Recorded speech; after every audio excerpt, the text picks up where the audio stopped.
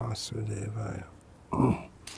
Bhagavad Gita presented as it is by His Divine Grace, Srila A.C. Bhaktivedanta Swami Prabhupada,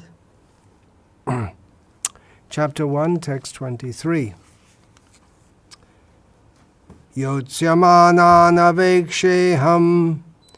ya ete trasamagataha dhatarashtrasya durbudher yudhe priyachakir shavaha.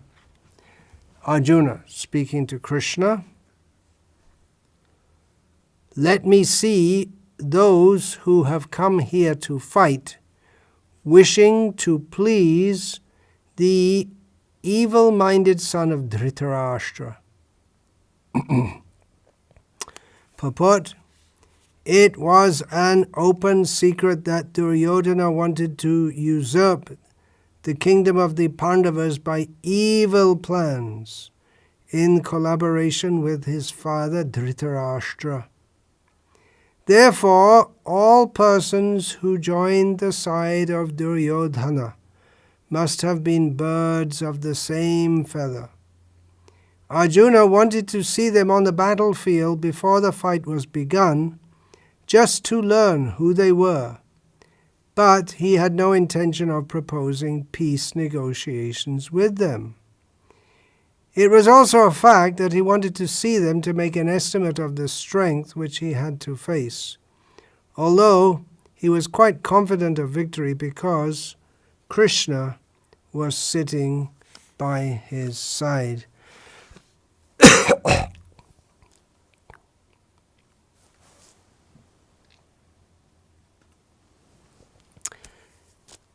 Now I'm going to talk about wars and women. Ram Navami is coming up. Ramayana is a story about war and a woman. It's a story of Lord Rama. The action of Ramayana centers around the lead up to the war itself, and it's all due to a woman. Not any ordinary woman, but a woman nevertheless. Now, when we think of Rama, Sita Rama, I spoke just last time I spoke, we think about love. We're talking about Ram. Why? Out of love. We want to speak about love.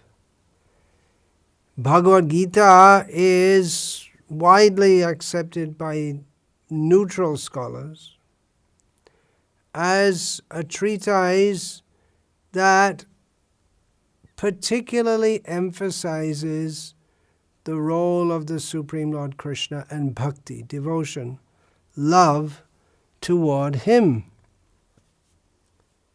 So why war? Why the Bhagavad Gita is about war, isn't it? But it's also about love. And Ramayana is about war and it's about woman. Woman means love, right? The women are supposed to be very loving, and Rama is in love with Sita.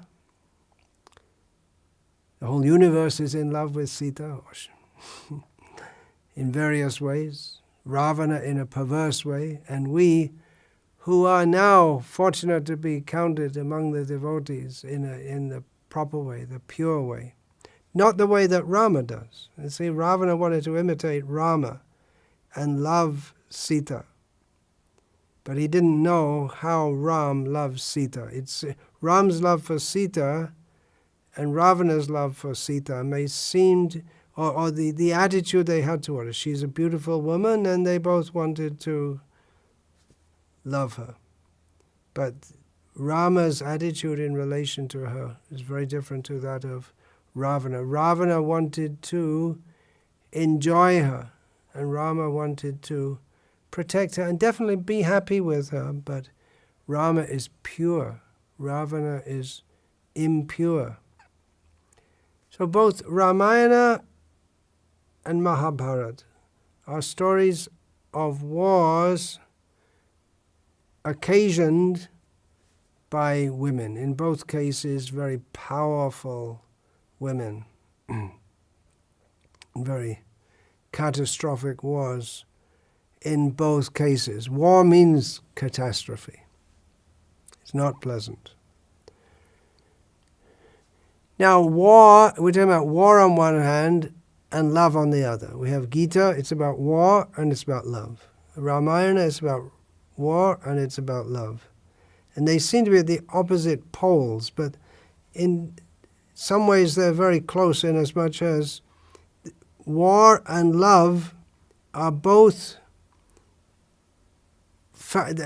expressions or connected with them is very, very high, strong emotion,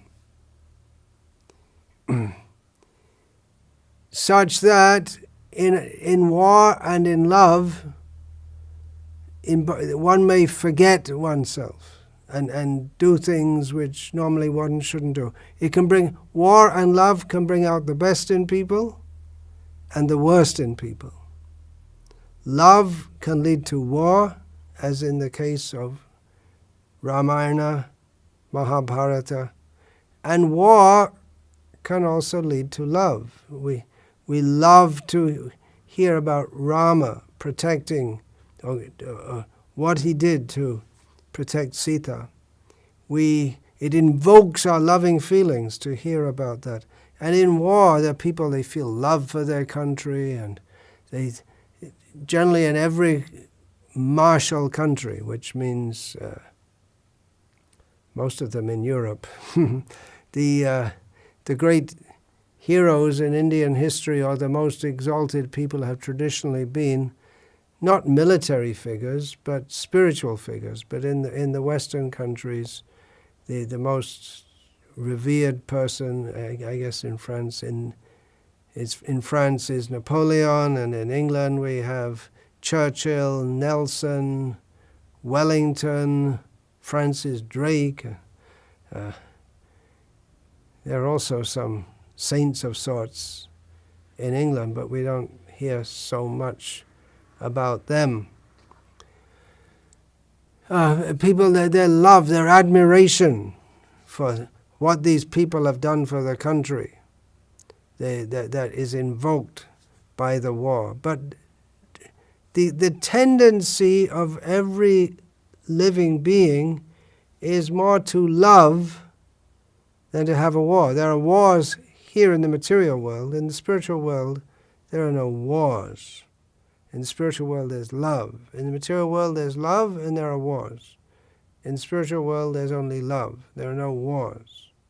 Love means, well, it's hard to define, but from the symptoms we can understand. Srila Rupa Goswami has given 6 symptoms of loving dealings. Dadati pratigrihnati, guhyam akyati pritchati, bhunkte bhojayate chaiva, shadvirha priti lakshanam. Priti is one of the many words in the Sanskrit language for love. Various nuanced meanings of the word love. So there's 6 characteristics of love, that one wants to give something to others and likes to accept something from others. People like to do this. Everyone wants to be loved, right? We want to give in charity. We like to give something to others, and we're happy when someone gives something to us. It may not be exactly the object which is given, but the spirit of wanting to. I'll give a small example. This morning, as I was chanting on the roof of this building, which is the temporary temple here, I saw at the edge of the property, our devotees had asked, I didn't hear them say it, but it was obvious what was going on, the neighbor farmer, to give some aloe vera. And the man had cut it and he brought it, and you could see he was very, very happy to give. And what's that? Some aloe sticks. It's a very common thing in this part of India. Most of India, it grows profusely just by itself. So it's a very common thing, but he was very happy to give it. It's a small thing, but he was very happy to give it. The sense he's giving to persons who he has some feeling for or respect for. So people like to give out of love. People like to receive out of love. To discuss with others confidentially, reveal their minds in love, to feed others with love, and to accept food offered with love. We find in Chaitanya Charitamrita several descriptions of Chaitanya Mahaprabhu. Actually, there are quite a few descriptions of his taking prasad, how the devotees are offering it to him with love. These are exchanges of love. Everyone wants love, but we find in this world wars. Why should there be wars when everyone wants love? Well, we could quote from various shastras. I'm going to quote from Socrates, who was, in Srila Prabhupada's words, a self-realized soul, at some level at least, who analyzed it. Wars and revolutions and battles are due simply and solely to the body and its desires. All wars are undertaken for the acquisition of wealth, and the reason why we have to acquire wealth is the body, because we are slaves in its service, attributed to Socrates.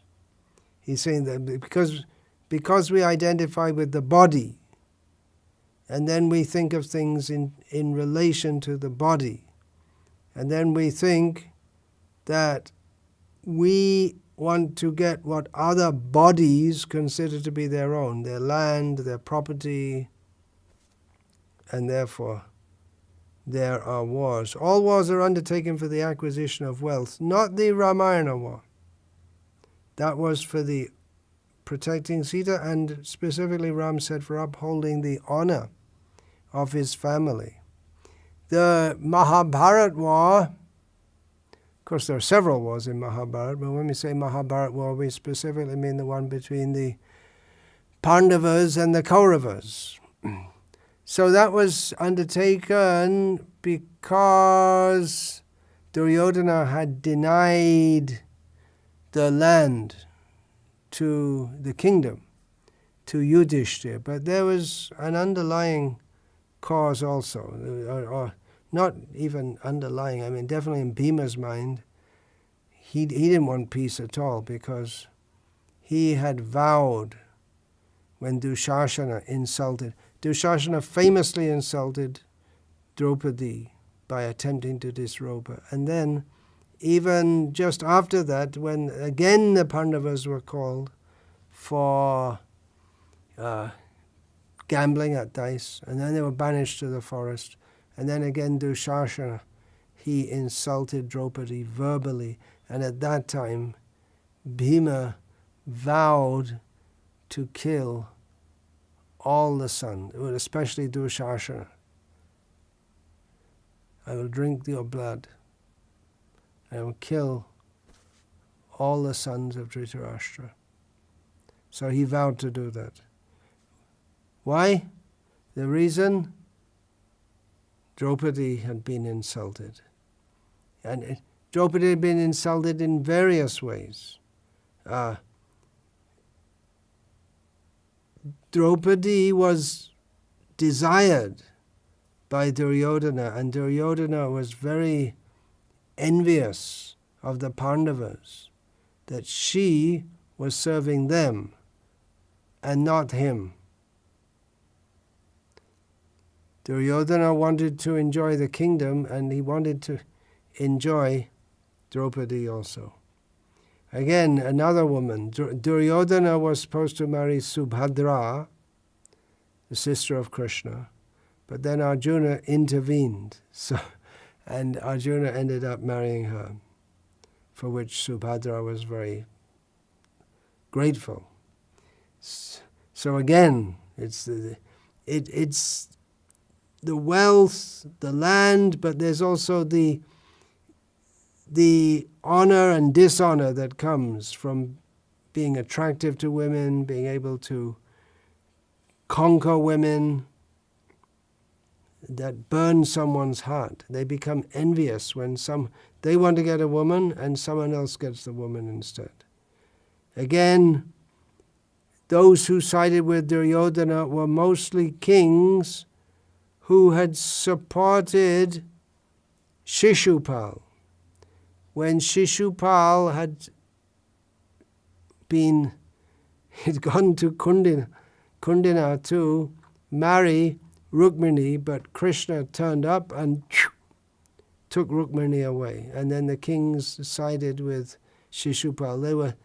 So again, they were lined up with Duryodhana. So over the matter of Rukmini also. So the Mahabharata war, it was a build-up of tension, various political factors with various women at the heart of it.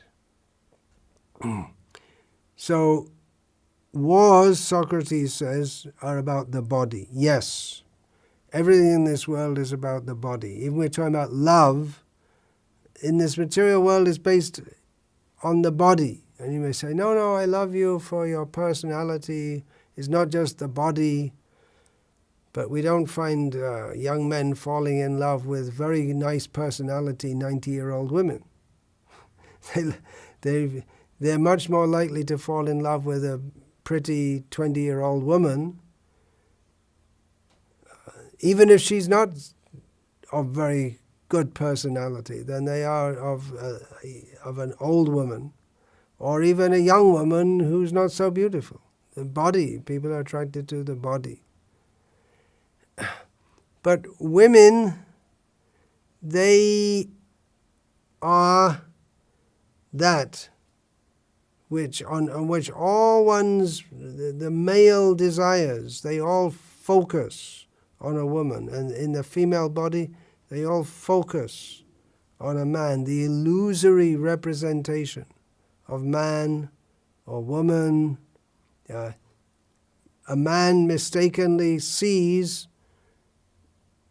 a jiva, who is by nature a pure devotee of Krishna, mistakenly sees that body, or the life within the body, as something for me to enjoy. And the woman mistakenly sees the man as something for me to enjoy. In different ways. Male mentality, female mentality, they're different. The man wants to dominate, and then the question of honor comes in, which leads to wars. The question of honor, when I wanted to dominate and someone else dominated, or I was supposed to protect this woman, but I was unable to, so my honor was slighted. That was the case with Sita and with Draupadi. The husband was unable, seemingly unable to protect the woman, and then the honor becomes slighted, and you have to show this person has insulted me, humiliated me. They must be punished. This is the situation in the material world. And then people build big houses, big mansions with all luxuries inside. We see Ravana.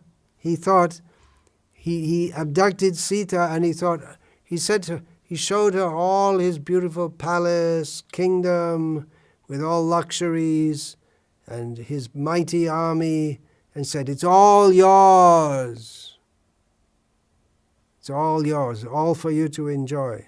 And he thought, that's what women want, isn't it? So certainly Sita, Ravana couldn't understand. You see, I have all this wealth and power, and surely Sita will want. All she has to do is say, yeah, okay, and then she can enjoy with me. She'll be happy. And he said to her, why are you attached to this Ram? He's banished from his kingdom. He has nothing. And look at me. I've got so much to give you. This is what you want, right? You're a woman. This is what you want. Surely Sita will accept my proposal. Of course, there was no question of it. But Ravana couldn't understand because so many women he had abducted previous to that. And they were all quite happy. They were all quite happy. Oh, we got wives, okay. We had co-wives, but when you're co-wife of such a powerful king, then that's if you may be the single wife from a materialistic viewpoint. If you're the single wife of a man who has $100, what's that? Isn't it better to be the one among 100 wives of a man who has $1 trillion? Because you end up, even if you divide the $1 trillion 100 times, you get more. You live in luxury. And you're honored and respected with servants and so many things. So Ravana, he couldn't understand because he was in a materialistic mentality of thinking that I'm totally Atmavat Manyate Jagat. I live in this world. I want to enjoy this world. And everyone else I know wants to enjoy this material world. And enjoyment means Stri Aishvarya Prajepsava, women, opulence, family, children. So everyone must think like that. Sita must also think like that. He thought. He had no inkling of the purity. He couldn't relate to Sita's purity at all. To him it just seemed like madness. So this is the situation in material life, that when we say wars about women, wars about the body, but it's all the material desires of a man, they become encapsulated and focused on a woman or women, plural. I remember one time, it just came to my mind, Bhakti Swami, I don't know where he got this from, but he said that one reason, or a major reason, that the invasions of India were going on was that those coming in from the West, the barbaric peoples invading from the West, they'd heard there are so many beautiful women in India, so they wanted to go.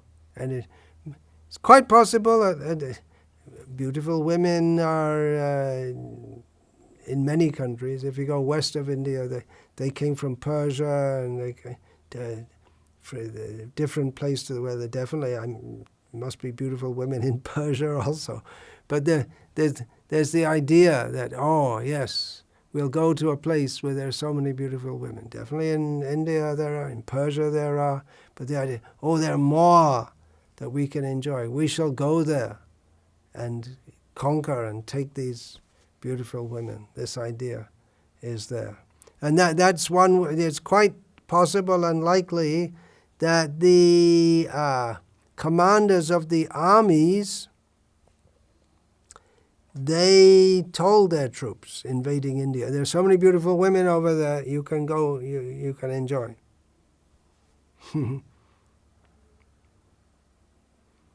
Srila Prabhupada told in this regard in one conversation that how the victorious troops, they allow them to rape the women, of the local women. Srila Prabhupada described it. He was not at all, he mentioned in the case of the British, they let them loose in the Bengali villages. So that's the reward. Animalistic, and there was no question of the Pandavas. Oh, we can't even. It's not even thinkable that they win the war and then we can't even imagine. But that's the low mentality. That was Ravana's mentality. Conquer over others and steal their women, and that shows total mastery over them, total dominance. Ishvaroham aham bhogi, siddhoham balavan sukhi.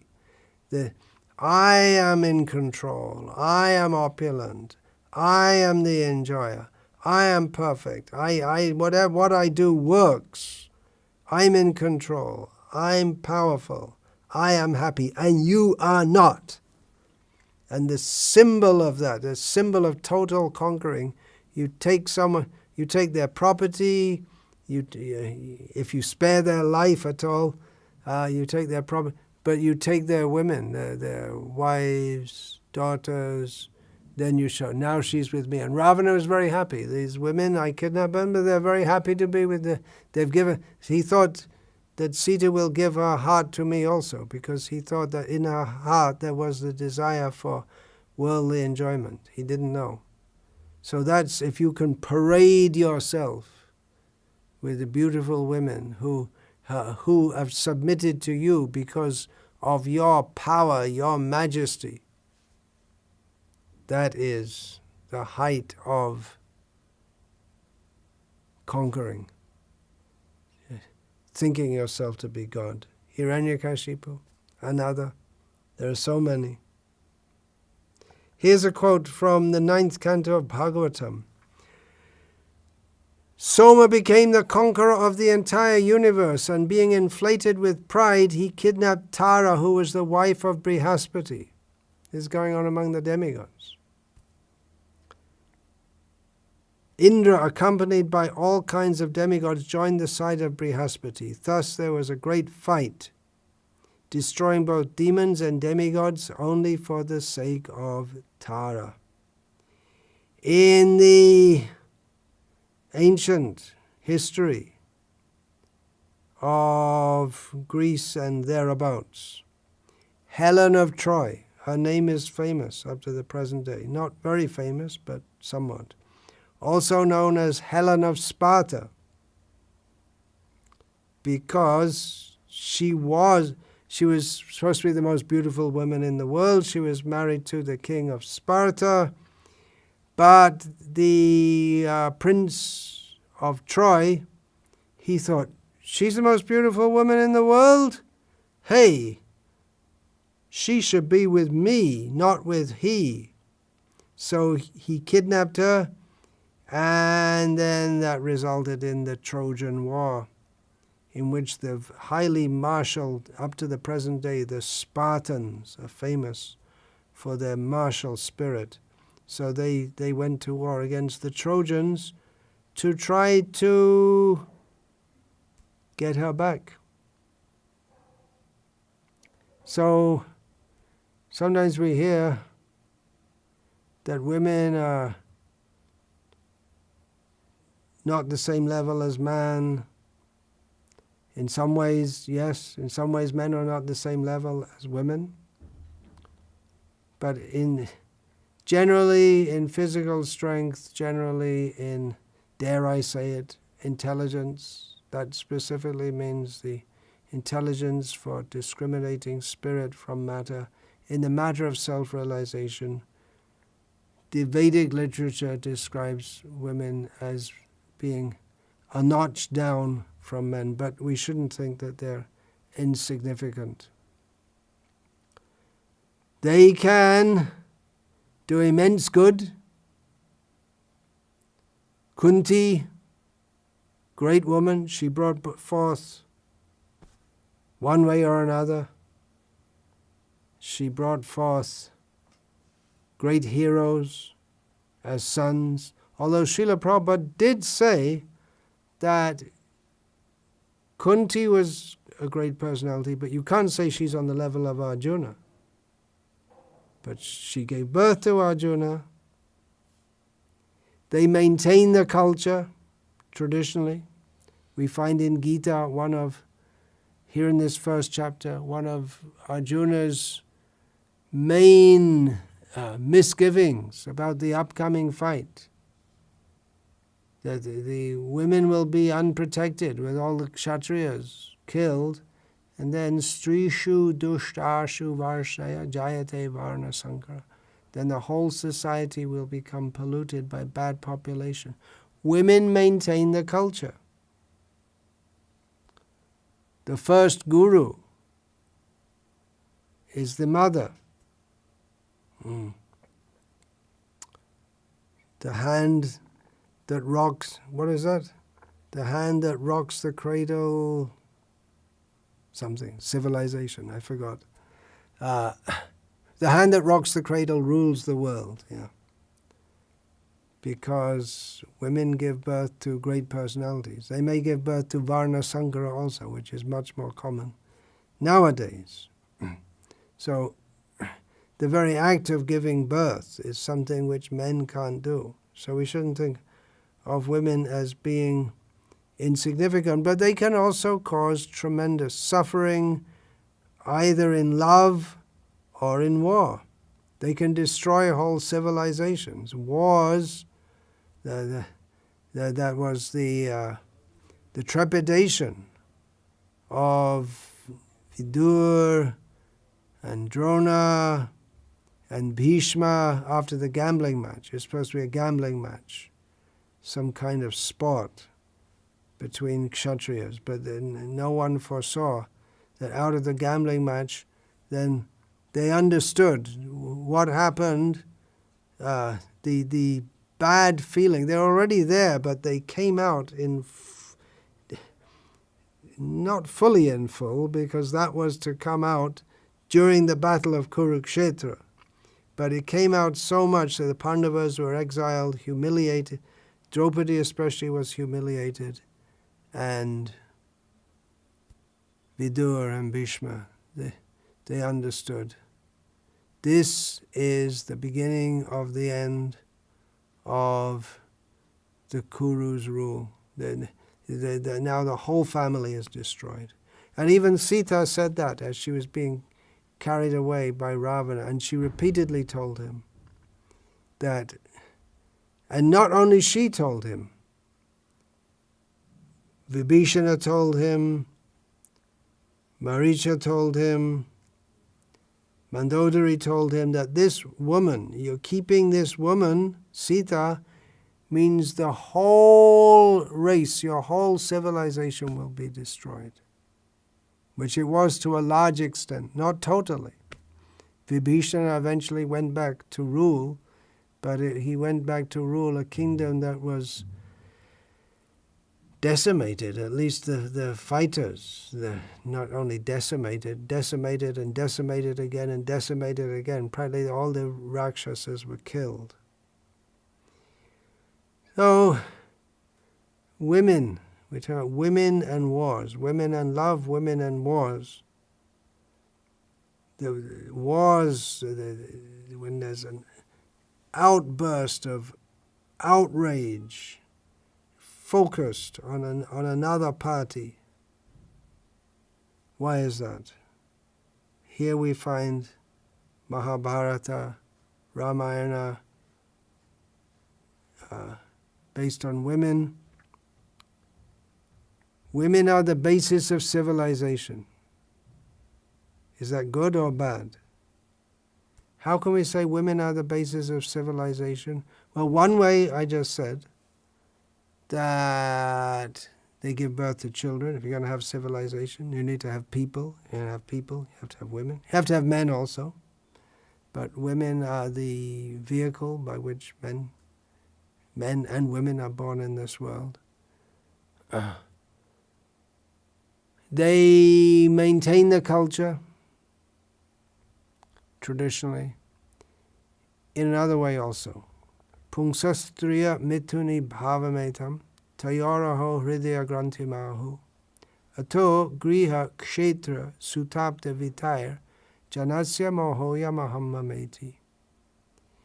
Because of the strong attraction between male and female, women become known as, or they are known as Stri, because when a man becomes strongly attached to a woman, and it's a mutual attraction, then Stri means the expansive potency. A man can live. What does he need a woman for? He can live, he can eat, he can sleep. You don't need much. In the climate like this South India in which I'm living now, you don't need arrangements of big cities, big houses. We find in the beginning of the Bhagavatam, near the beginning of the Bhagavatam, you can live in some cave or make some simple arrangement for living. You don't need to build a big house. All around here, and people used to live in houses made from mud and thatch. Now the government gave everyone money and everyone's building now you don't see the mud and thatch houses anymore except for the cows and the pigs that people keep. People used to live like that. You can live very simply. Food grows very easily. You don't need to make a big arrangement. So why then big kingdoms, big cities? Three. Women want opulence, and they expand. Men want opulence. Why? To impress women. Otherwise, what do you need it for? You can live very peacefully without it. So, Stri Aishvarya Prajapsava. Then women, they expand by increasing the number. Children, they bring forth children. Then there's a sense of my land, my property, my possessions, my money. And in this way, bewilder. This is civilization. Expansion, that any way you can live. We call backward people who live as tribals in the jungle. Tribals, aborigines. They're very primitive, but they eat, they sleep, they produce children, they know how to get their necessities. So then what is civilization? It's also eating and sleeping, but it's very sophisticated. Very organized and sophisticated. But at the basis of that is the attraction between male and female. The idea to develop. We should develop. This idea is taken the imagination of the whole world. Everyone feels we have to development. We need to build big cities, big factories, big schools, big recreation parks, big stadiums, big cathedrals. We have to show big, everything organized. But why? We can live very simply. Why all these things? To impress. Men want to impress women, and women want to impress men. That's called civilization. It's all on the basis of rajoguna, the mode of passion, the idea that we will enjoy in this material world, which binds us in the material world. So in this way, women are described as the stumbling block for self-realization, because attachment to them means there's no self-realization. Attachment to them is on the basis of the body, because intrinsically there's no difference between the spirit soul in a man's body and a woman's body. But when we identify with the body, we see man and woman. And then we relate on that basis, which is all a mistake. Mohoya mahammameti. This illusion, we become illusioned thinking in terms of I, me, and mine. So the very principle of civilization is the same principle which destroys self-realization. What is that? The enjoyment, or the supposed to be enjoyment between male and female. So materialistic civilization its very basis is ignorance, and it expands ignorance. Joro bidda joto mayar bhaibhav tomar bhajane baddha. Anitya samsare moha janamaya jeev ke kare gadha. This Bhaktivinoda Thakur says that this materialistic knowledge, people say, oh, Nobel Prize, big universities, Harvard University, Sorbonne, Oxford, Cambridge, oh, very big, very good. But it's simply this knowledge. What is it? Knowledge for development of the human civilization, in which the basis of is ignorance. So you have all this knowledge, big universities, big knowledge, big projects. Let's go to Mars, human genome project, big projects, big brains. But it's all on the basis of ignorance, that we're here in this material world to enjoy it. So all this knowledge, it's just because the basis of it is ignorance. It's like multiplying everything by zero. There's no actual knowledge there whatsoever. So everything's just a big zero. Of course, we can put the one, Krishna, before all these zeros, and that will make it substantial. But without that, it's all just the same ignorance that the tribal in the jungle has of being attracted to the form. Male is attracted to the female form. Female is attracted. We hear from psychological studies that women are not so much attracted to the form as they are to the power. And then power means not just physical power, but the ability to provide facilities. Ato griha kshetra sutabda vitaya. So a rich man, a politically powerful person, so they more look to see, what are we going to get? What facilities are we going to get? The good-lookingness doesn't matter to them so much. And in this way, this clash between women and women over men and men over women, and men want to expand, they want to show themselves to be rich and powerful, and one civilization thinks it's better than another because, you see, we're better. We've developed motor cars, now flying cars, flying into space. We're more developed. We're better than you. And this way they feel superior. And what is this feeling of superiority? Ultimately, it's all just to impress. Men impress women, and women want to attract men. So this big pride of civilization. I was born in Britain, and not just Britain, but in England. And our civilization is the best. Everyone knows it, except the Chinese. But what the hell do we care about the Chinese?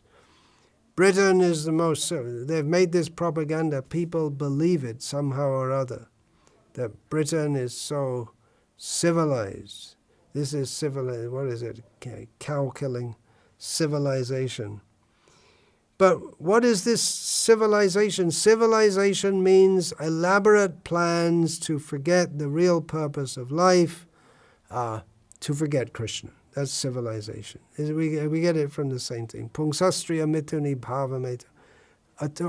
Moho yamahammameti. So what gives rise? The attraction between male and female is that which gives rise to civilization. It gives rise to foolishness, ignorance, forgetfulness of the real purpose of life, which is self-realization, to realize I'm not this body. So the basis of what we call civilization is also the basis of bondage in material life. And what is that? Attraction between male and female. And yeah, women and wars, it's not just Draupadi and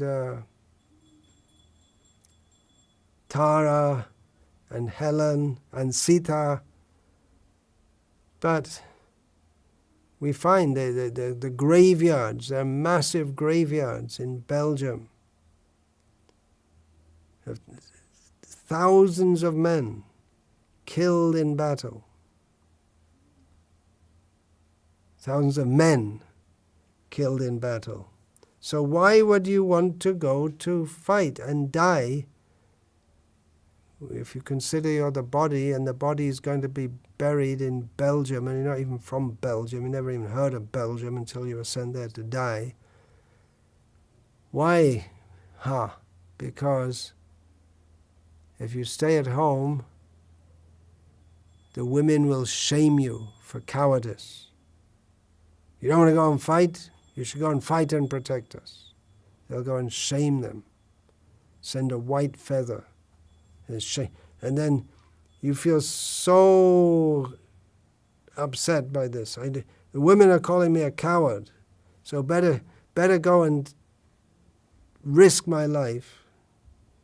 And if you come back, you're a hero. Even if you come back with only one leg, you're a hero. Better to risk your life and be a dead hero than to be shamed by women as being a coward. You see, so women, they're pushing the war. And we're talking about war, which is something very horrible. When Ram fights, it's very good. But it's not pretty. War is not pretty.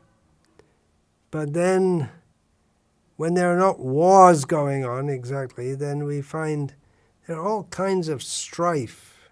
In the world at the present time, there's so much strife and distrust between different countries, and then within countries. America, the United States of America, it's openly, although it's still the most powerful country in the world, but openly it's a society divided against itself on issues like, well, it's basically right and left, isn't it? Gun control, immigration, blacks and whites, that's coming up. Of course, many whites supporting the blacks, and then there are society divided against itself. There are all kinds within societies. There's factionalism. Now there state elections are going on in several states in India, and then the different political parties are divided against each other. And they did find a pretty good way to keep that under control to some extent. Whether it was planned or not, I don't know. But peacetime friction, when there's a national war going on, like Second World War, then in Britain, the people are all united against the Jerrys, the Germans. But you don't want to fight war all the time. You can't afford it, either in terms of money or facilities and lives. So, but if people don't have an enemy, there's Machiavellian politics, then they'll fight among themselves. So what do? They have football teams, and then the football hooligans fight with each other. If they don't physically fight, they shout insults at each other, and it's an outlet for their innate hatred. They hate something. It's ridiculous. Why should you hate the supporters of another football team? Or why should you hate why should the British hate the Germans? So, well, Hitler, he's so bad, this, that, but the average German you're fighting is just another Joe, or have a different name, Klaus or something like that. He's the same kind of person as you. But people don't think, that's it.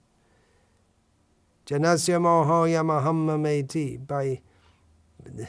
this civilization, beginning with attraction between male and female, and all kinds of ignorance and foolishness are spawned from that. The very root of ignorance and foolishness. And wars, they're not nice. We may say very nice. We're a great hero. But look what's going on. I mean, nowadays war means what? There's so many refugees, because it used to be that the Ram-Ravana fight and the Mahabharata fight, there were the soldiers that fight. Not that everyone fought. Not that the citizens were subjected to destruction. But nowadays whole countries are devastated, and there's so many refugees driven out of their homes. They have no home, no food, no security. Whatever they have is just gone. And they're in some other country and people don't like them because they've impinged on their space. It's completely miserable, and they're maybe living in some tents. This is war. And if you're alive, and so many people killed, so many people lose limbs. Even if you come back from Afghanistan or Iraq or Syria, you come back to America or Australia with all limbs intact, you may be mentally disturbed, what is that, post-traumatic syndrome, something like that. I always forget.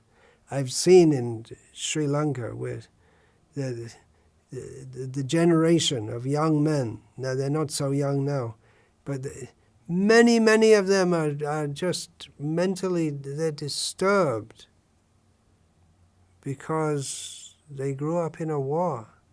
There's no security, their fathers, brothers killed, so much distress. Movies, they tend to glorify war, but it's not pretty. Is it worth it? Refugee, no food, no water, no shelter, no security. Is it really worth to put people in that situation? And you think, we won the war. We won the war. The British, we won the war. But who won? The country's devastated. So much of the population is destroyed. So much of the infrastructure is destroyed. Who won?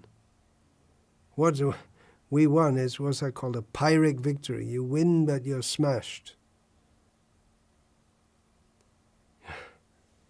Or we may think, yeah, we need to make a revolution. Let's destroy everything. And then we'll bring in then we'll do the right thing. Where we'll destroy everything and make everything good. French Revolution, and it just turned into the reign of terror. Communist Revolution began with killing and just went on killing and killing and killing and killing in Russia, USSR. Pol Pot in Cambodia. Again, to make society right, in their idea, you kill so many people. Killing Fields, that was the name of a movie, The Killing Fields, showing how they just killing. It became normal even for children. Human beings are not meant to live like that. Human life is meant to live peacefully. Self-realization, come up, become conscious of God in His glory, and become Krishna conscious. World War II, Harry Truman, President of the United States at the time, 1945, he spoke of, now the war is the end of the war is in sight, and not only the end of war, but he said the end of all war. Just a few years later, America was back at war in Korea, and has been practically at war ever since. Fighting wars all over the place. Whoever so-called wins, well, who wins?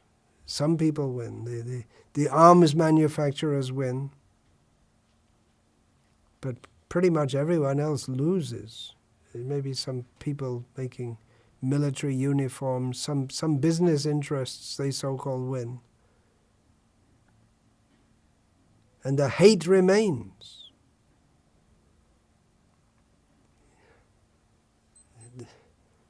You may defeat the other side and conquer over them, but they hate you. And we find that the First World War, the Germans were defeated, but the reparations were so severe that the Germans, they had such a big grudge that they built up, and then they made the Second World War. You win, but in one war you make the seeds of another. And this is the history of civilization. Civilization builds up, fights, conquers, and ultimately is conquered.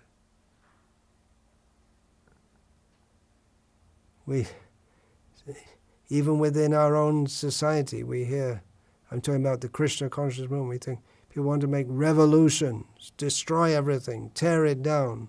And you think it'd be better, but you think things are bad now. Yeah, okay, things are bad now, but it'll be much worse. We find that in the material sphere, that you think things are bad, make a revolution, make things better. But things become so much worse. Again, Russian Revolution, the Khmer Rouge, there's so many examples. So we don't want war. What is the peace formula? Srila Prabhupada gave the peace formula. How we can be free from war. How we can actually be free from war. Is it possible? First we have to have peace in our hearts. How is that possible? The peace formula he gave is right out of the Bhagavad Gita. We have to understand simply three things. Bhuktaram yagya tapasam, Krishna is the supreme proprietor of everything. Krishna is the supreme enjoyer of everything. So, yeah, Sarva Loka Maheshwaram, Krishna is the supreme proprietor of everything. Suhridam Sarva Bhutanam, Krishna is the supreme friend of everyone. Gyatva Mang Shantim Richati. If we understand this, we attain peace. That's all. Not a difficult thing to understand. God, everything should be offered to Him. He's the enjoyer. You don't want to say Krishna, you can say God. God is the supreme proprietor. God is the supreme friend. That means that we are not here to enjoy this world. So many wars fought with, put up the banner, onward Christian soldiers marching as to war. Well, actually that's a call for not exactly war, but that spirit, the crusades, let's go and conquer in the name of the Prince of Peace. Let's make slaughterhouses, halal slaughterhouses. Kill kosher slaughterhouse, kill the animals in a very religious way, thinking that I will enjoy eating their bodies. But Krishna is the friend of everyone, includes all, Sarva Bhutanam, all living beings. Why should we inflict pain on others? Krishna is the supreme proprietor. So this idea, I will conquer, our country will conquer over your country. Why do you have that beautiful woman? I'm more powerful than you, and I shall enjoy her as not just the physical enjoyment, but as a symbol of my domination over you. I get to get all the good women. So this is all ignorance. And the antidote to it all is simply to understand Krishna is the supreme enjoyer, Krishna is the supreme proprietor, everything belongs to Krishna. Krishna is the supreme friend. Now, if we go to political scientists and military strategists and persons trained in philosophy or even theology, they'll think, what are you talking about? This has got nothing to do with war and peace. Let's be realistic. We have peace conferences. Let's discuss, what do we have to do? We have to make this adjustment and that adjustment, but this is the only adjustment. When people are peaceful in their hearts by recognizing Krishna as the Supreme Personality of Godhead, then they won't want to dominate and exploit. And as long as they do not recognize this, then they want to dominate and exploit. We say men are dominating, exploiting the women, but the women also want to dominate and exploit the men, but just they have different tactics of doing so. The men try to do so from above, and the women do so in a more subtle way from below. Male mentality and female mentality. But if that's put together in a positive way, understanding their real purpose in human society, man and woman should come together, complement each other, rather than be in competition with each other, complement each other and come together as a unit to serve Krishna, to fulfill the purpose of life, and to live in this world as ideal examples of how we should live together, man and wife, in the service of Krishna. Then that's also a very powerful message, which Srila Prabhupada wanted to establish. He wanted to establish Varnashram society. We talk Brahmanas, Kshatriyas, Vaishyas, Shudras, but practically speaking, the basis of it all is family life.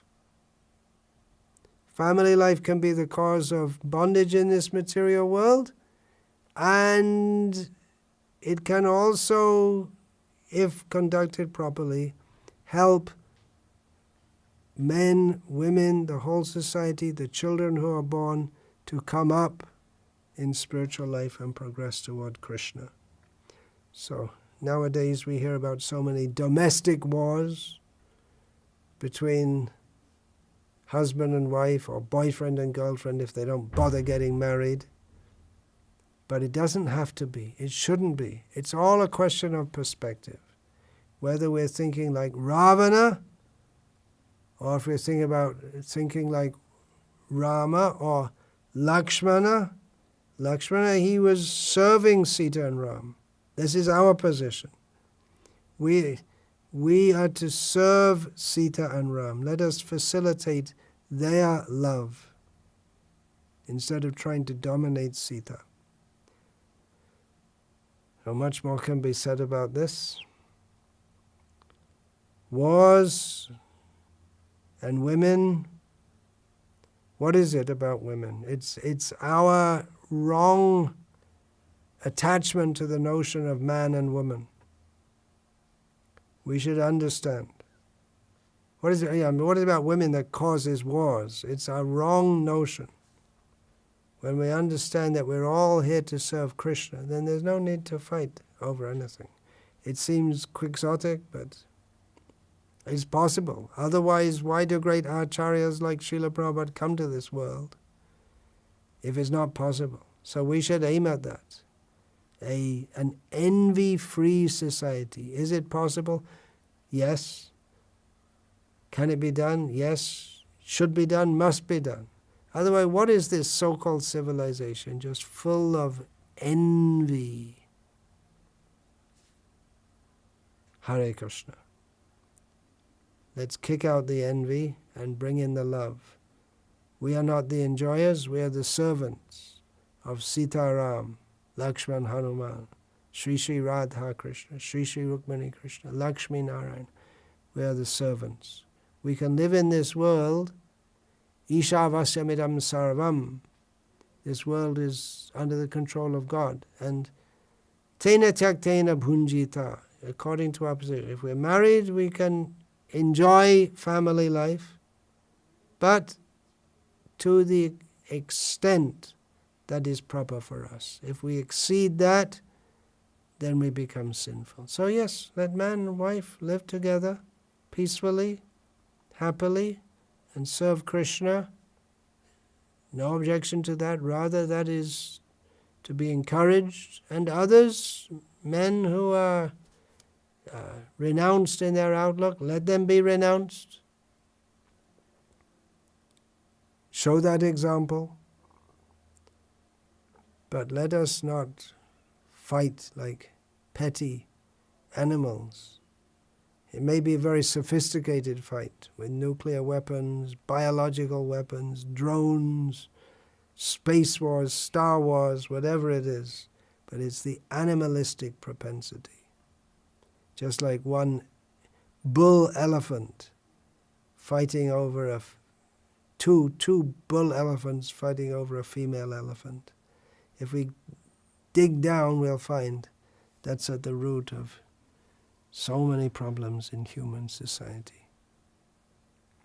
Tamasima jyotir gamaya. Let us come out of the darkness of ignorance, come to the light of spiritual knowledge. Hare Krishna, Hare Krishna, Krishna Krishna, Hare Hare, Hare Rama, Hare Rama, Rama Rama, Hare Hare. Vancha kalpatarubhyascha kripas Patitanam pavanebhyo vaishnavebhyo namo namaha. Dante nidhaya nidhanang padaya nipatya kritva chakakushata kritva chakaku. I forgot it. I'm a fool. Kritva kaku chatametata hambravimi. Yeah. 100 times I'm calling out, plaintively. Hey sadhava sakala eva vihaya durat Goranga chandra charane kurutana raga. Throw out all your hogwash nonsense ideas and simply surrender at the lotus feet of Lord Gauranga. Parivadatu jano yata tata va nanu mukaro navayang vicharayamaha. Hari rasya madira madati mata bhuvi vilutama natama nirvishama. Hare Krishna, Hare Krishna, Krishna